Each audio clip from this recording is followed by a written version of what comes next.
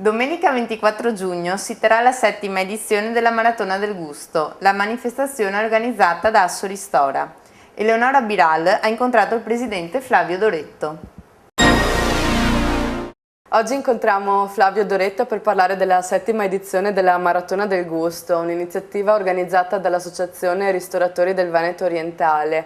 Come sarà organizzata questa giornata e quando si svolgerà? Allora, l'associazione Asso Ristora organizza per la 7ª volta il 24 giugno, domenica 24 giugno, questa manifestazione. La manifestazione inizierà il mattino alle 8 con la merenda per tutti gli iscritti e si partirà dal bar Il Chiosco in via Unità d'Italia a Sant'Ona di Piave. Alle 10 daremo la partenza e tutti i maratoneti con i propri mezzi, da pullman ad auto d'epoca a moto, chi in bicicletta, raggiungeranno tutti i ristoranti di Asso Ristora.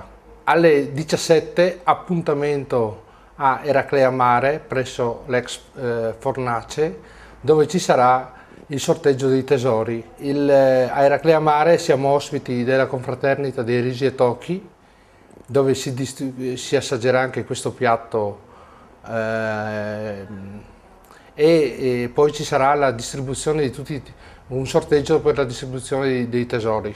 Durante la Maratona del Gusto sarà possibile anche visualizzare delle opere artistiche esposte dai ristoratori, giusto? Sì, giusto. Ogni ristoratore offrirà ai maratoneti i piatti più tipici della casa. Inoltre addobberà il ristorante come un giorno di festa e in ogni ristorante ci saranno delle esposizioni sia di opere d'arte, sia di auto d'epoca e così via.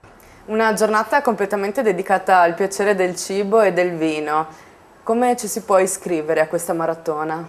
Allora, la maratona, la giornata costa 25 euro per gli adulti, 7 euro per i bambini sotto gli 8 anni.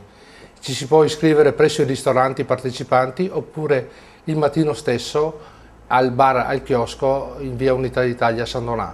Come si muoveranno i maratoneti da un ristorante all'altro durante tutta la giornata? I maratoneti si muoveranno con chi si organizza con pullman, chi con auto d'epoca, chi con moto, chi con le biciclette, con i mezzi più svariati e piano piano, lentamente, toccheranno tutti i locali della maratona per poi alle ore 17 trovarsi tutti a Eraclea Mare per il sorteggio di tesori. Bene, la Maratona del Gusto è sicuramente un evento a cui partecipare. Noi ringraziamo il signor Flavio Doretto e invitiamo tutti a partecipare e iscriversi alla Maratona del Gusto. Grazie.